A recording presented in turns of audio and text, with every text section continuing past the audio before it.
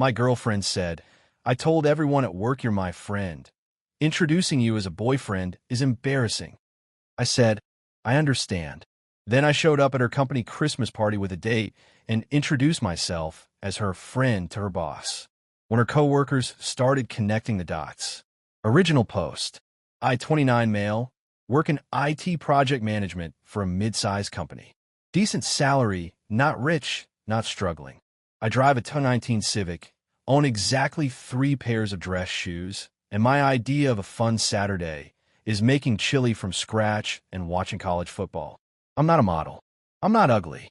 I'm just a regular dude. Average height, keep myself in decent shape, could probably stand to get a better haircut. I say all this because it becomes relevant. My now ex-girlfriend works at one of those sleek marketing agencies where everyone looks like they walked out of a brand campaign. I'm talking about the kind of office where people wear $400 sneakers casually and say things like, "Let's circle back on the creative brief," with a straight face. She's an account manager there. Good at her job. Ambitious. The kind of person who always has a 5-year plan and a vision board. We dated for 3 years. Met at a friend's barbecue. Hit it off. Became official pretty quick. For most of those 3 years, things were solid. We had our stuff. She thought I was too low-key. I thought she cared too much about appearances, but nothing catastrophic. Normal relationship friction. Except for one thing that always nagged at me. She never posted me.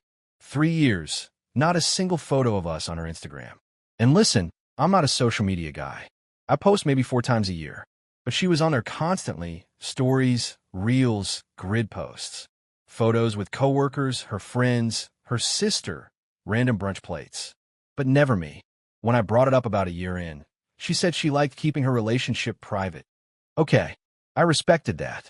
Then about 8 months ago, her company had a spring networking event. Partners were invited. She told me not to come, said it was more of a work thing, and she didn't want to mix worlds.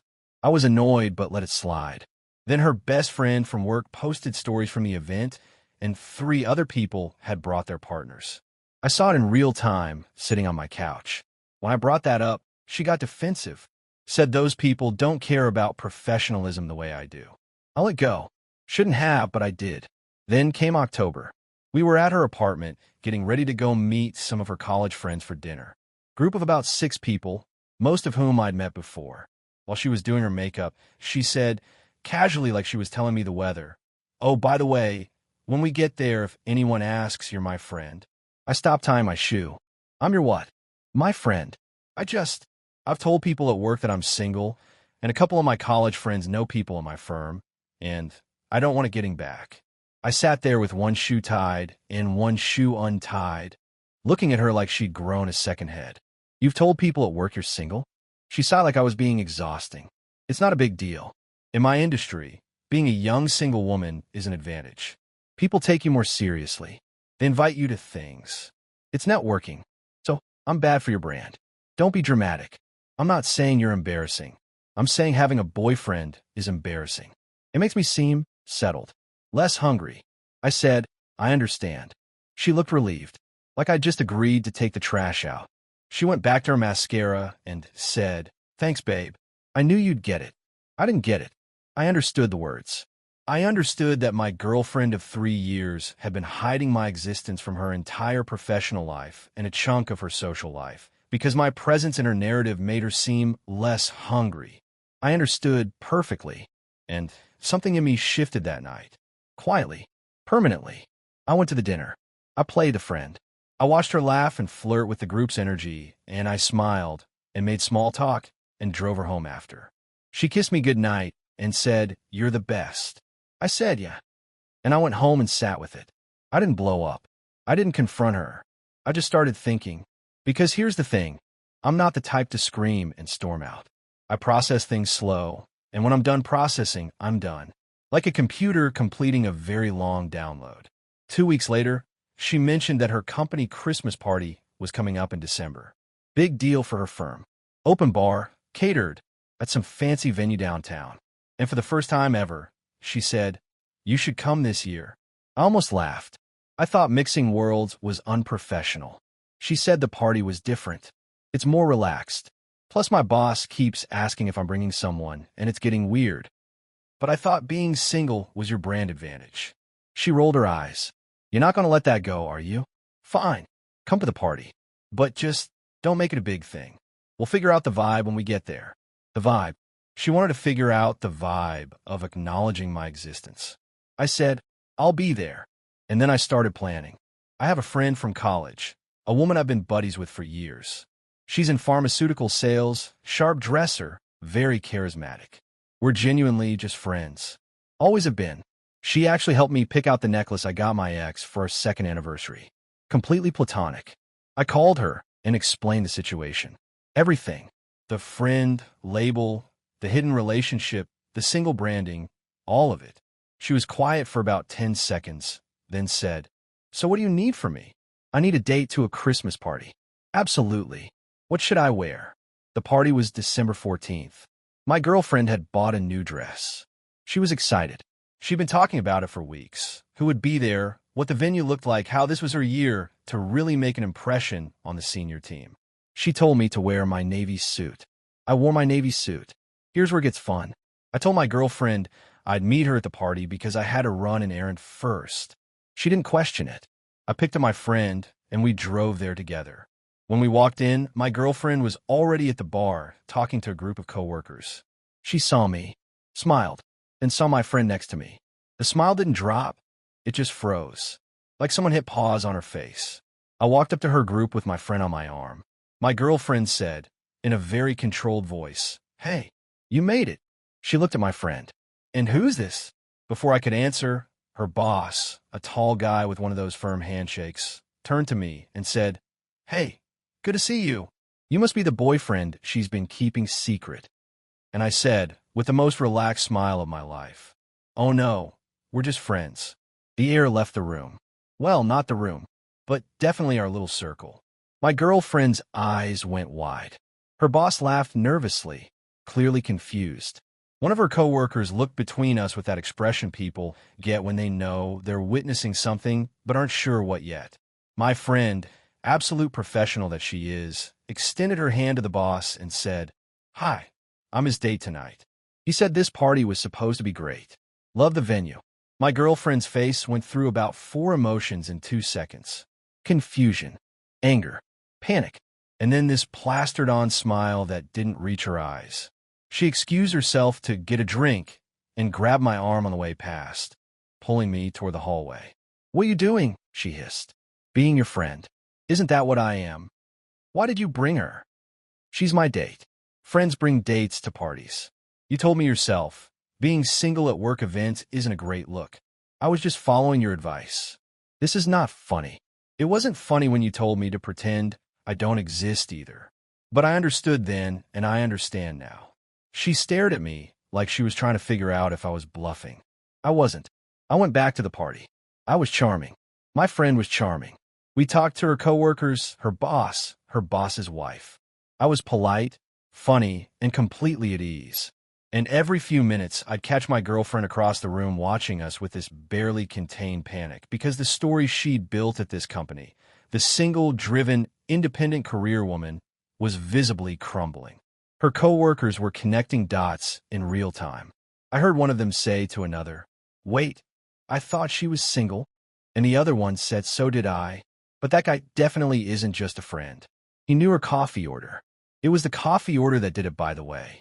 A coworker offered to grab drinks and asked my girlfriend what she wanted. Before she could answer, I said from across the table, Oat milk latte with 1 raw sugar, right? Pure muscle memory. 3 years of making someone's coffee in the morning. The coworker looked at me, looked at her, and you could literally see the word friend dissolving in his brain. By the end of the night, it was pretty clear to most of the room that my girlfriend had been lying about her relationship status. Nobody said it outright, because it was a work party and people are polite. But the Whisper network was fully activated. I could feel it. We left separately. She didn't say goodbye. My friend and I went to a diner and split a plate of pancakes. She told me I looked like I'd been holding my breath for 3 years and finally exhaled. She was right. My girlfriend didn't text me that night. She texted me the next morning. That was the most humiliating night of my life. We're done, I replied. We were done in October. You just didn't know it yet. Update 1. 6 days later.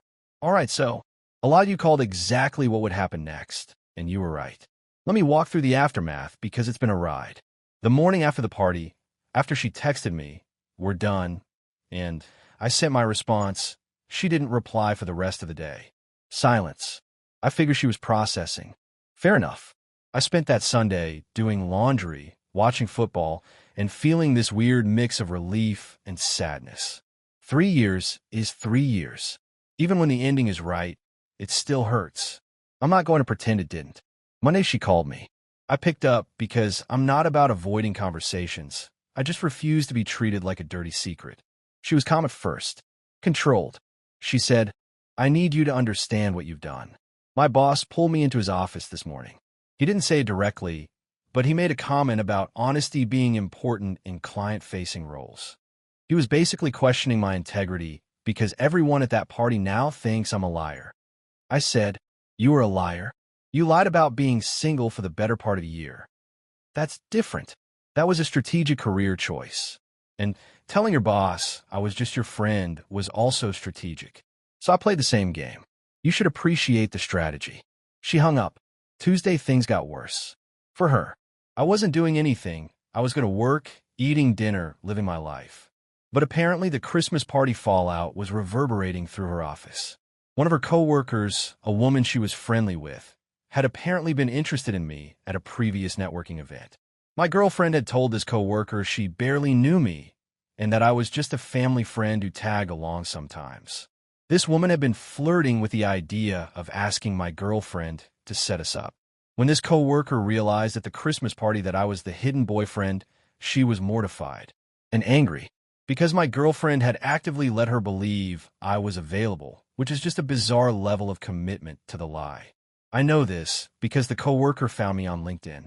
She sent me a message that basically said, "Hey, I think we met at your girlfriend's, or I guess ex-girlfriend's, company party. I just want you to know she told me you were single, and I feel really weird about the whole thing. No hard feelings on your end, I hope." I told her no hard feelings at all, and that I didn't know about any of it. She sent a thumbs-up emoji. Honestly felt bad for her. She was collateral damage in a lie I didn't even know had that many layers.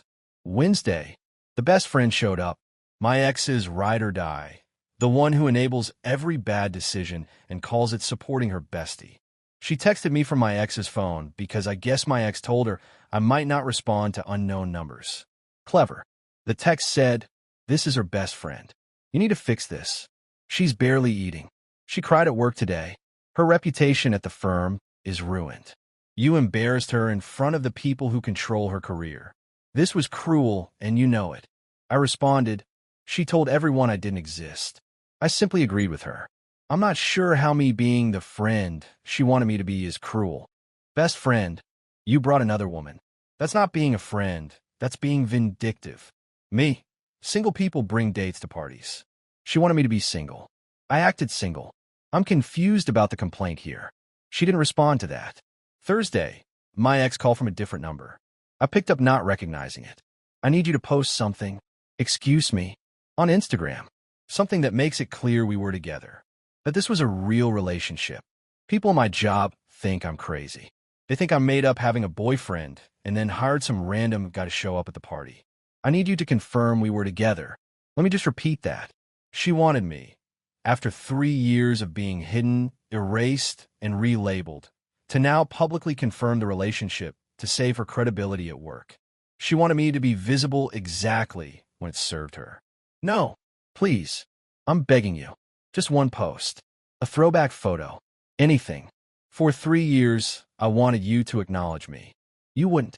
Now you need me to acknowledge you. I won't. Feels symmetrical to me. You're enjoying this. I'm really not. But I'm also not going to help you manage a mess you created. She started crying. I told her I was sorry it came to this, and I meant it, but I wasn't going to be her cleanup crew. She called me heartless and hung up. Friday, the mom entered the chat. My ex's mother called me, from her own phone this time, so I knew who it was. I almost didn't pick up, but this woman had been decent to me for 3 years, and I owed her at least a conversation. She started off sweet.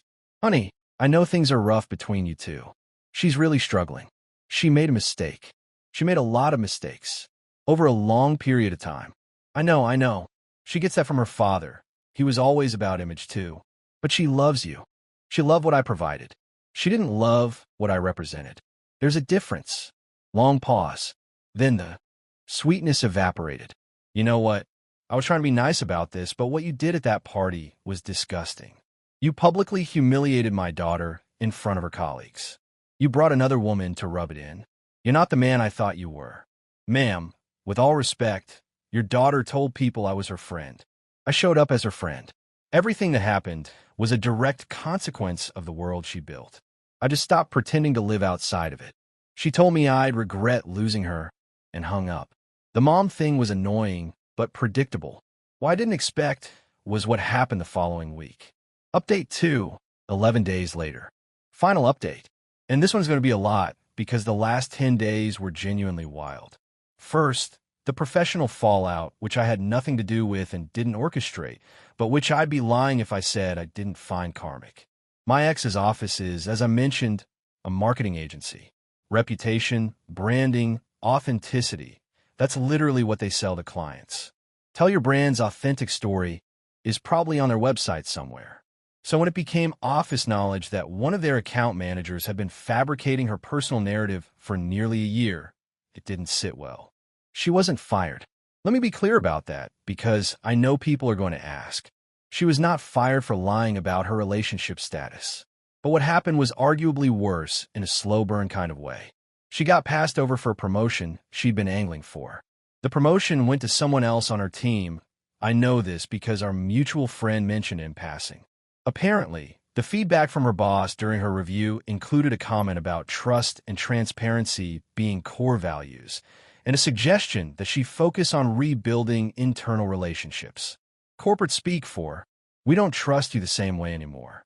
She also lost the co-worker friendship with the woman who'd been told I was available. That woman apparently told others in the office what had happened, and the story spread. Not maliciously, just the way office stories spread. By mid-January, my ex had become the office cautionary tale. The woman who lied about her boyfriend for a year for career strategy. Nobody was bullying her. Nobody was freezing her out overtly. But the easy camaraderie she'd had? Gone. People were polite but distant. She'd become someone people didn't quite trust in casual conversation. Again, I didn't do any of this. I showed up to one party, said the word friend, knew her coffee order, and left. Everything else was dominoes falling from a lie she'd spent a year constructing. Now, the personal aftermath. This is the part that actually got complicated. About a week after the breakup, my ex started the revisionist history campaign through her mutual friends. The version she was telling was, I cheated on her at the Christmas party by bringing another woman, and when she confronted me about it, I gaslit her and broke up with her. No mention of the friend label. No mention of a year of hiding me. Just, he brought a date to humiliate me and then dump me. 2 mutual friends reached out to me separately that week with concerned messages. One said, hey man, I don't want to get in the middle, but she's saying some pretty heavy stuff. Just want to hear your side. The other was more blunt. Bro, did you actually cheat on her at her work party? I told them both the same thing. The complete truth, start to finish. The friend label. The October dinner. The year of being hidden. The Christmas party. All of it. I didn't embellish. I didn't editorialize. I just laid out the facts. The first friend went quiet for a day, then texted me. That's really different from what she told us. I believe you, but damn. The second friend called me and said, yeah, that makes a lot more sense. She left out some pretty critical chapters of that story. He also mentioned that she'd told the friend group I was obsessed with social media validation, and that's what caused the fights. The irony of the woman who curated her entire life for Instagram calling me obsessed with social media was not lost on him. The friend group didn't dramatically implode. It just quietly reorganized. A few people who were closer to her stayed in her orbit. A few who were closer to me stayed in mine. The ones in the middle made their own calls. One mutual friend, a guy we both hung out with regularly, told me he'd confronted her about the discrepancies in her story. Her response was, you don't understand the pressure women face in corporate environments. He told me, he said, that doesn't explain lying to your friends about what happened. She stopped talking to him after that. Now here's the part one won't be honest about. The real part. The part that isn't funny or satisfying. About 3 weeks after the breakup, I was cleaning my apartment and I found a hoodie of hers in the back of my closet. It was this oversized gray thing she used to wear on Sunday mornings when we'd make breakfast together. She'd stand at the stove in that hoodie making scrambled eggs while I made coffee. Oat milk latte with 1 raw sugar for her, black for me. Every Sunday for nearly 3 years. I sat on my bed holding that hoodie for a while. I'm not ashamed to say that, because here's what nobody tells you about ending a relationship where you were wronged. You could be completely right and still feel like garbage. I didn't miss her decisions. I didn't miss being hidden, but I missed the Sunday mornings. I missed the version of us that existed before she decided I was something to be ashamed of. That version was good, and grieving it is allowed, even when the ending was necessary. I texted my friend, my college friend, the one who came to the Christmas party, and told her I was having a rough night. She said, "That's normal. You don't have to be the tough guy right now." And she was right. Okay, last piece. 2 weeks ago, my ex emailed me. Not texted, emailed. Like it was a business communication. She said she was reflecting and wanted me to know that she understood why I was hurt. But, and there's always a but, she said what I did at the party was disproportionate and that I could have handled it privately like an adult. She said bringing another woman was crossing a line and that if I just talked to her about how I felt, they could have worked through it. I sat with that email for a full day before I responded. And here's what I said, because I think it's the most honest thing I've ever written. You had 3 years to work through it. I told you it bothered me. You told me I was being dramatic. I told you I felt hidden. You told me it was strategic. Every time I raised the issue, you made me feel like the problem for having feelings about it. You didn't want to work through anything. You wanted me to accept being invisible. The party wasn't disproportionate. It was the first time in 3 years I treated myself the way you'd been treating me, like someone who gets to make choices about how they show up in a room. I'm sorry about the professional fallout. I genuinely am. But I didn't create the lie. I just stopped living inside it. She didn't reply. I didn't expect her to. It's mid-January. I'm sitting at my desk at work eating a sandwich I made this morning because meal prep is cheaper than Chipotle, and I'm trying to rebuild the savings I spent on 3 years of anniversary dinners for someone who wouldn't tag me in a photo. My friend group is smaller, but more solid. The people who stuck around are the ones who had the full picture and chose to stay. I'm good with that. Quality over quantity has never been more real for me. My college friend, the Christmas party date, texted me last week to say that several of my ex's former coworkers had added her on LinkedIn after the party. She thought it was hilarious. I told her she's officially my favorite person. I don't have a dramatic bow to put on this. I didn't win. I lost 3 years with someone who was ashamed of me. I lost $340 on a suit I bought specifically for a party I attended out of spite, and I lost a version of my future that included someone I genuinely thought I'd end up with. But I stopped being invisible, and that's worth more than any of it. The hoodie is still in my closet. I'll deal with it eventually. Right now it's Tuesday, and there's a basketball game on, and my chili is almost done, and that's enough for tonight. Thanks for reading. And if your partner won't acknowledge you publicly, in any context, to any audience, that's not privacy. That's concealment. Know the difference. I wish I'd known it sooner.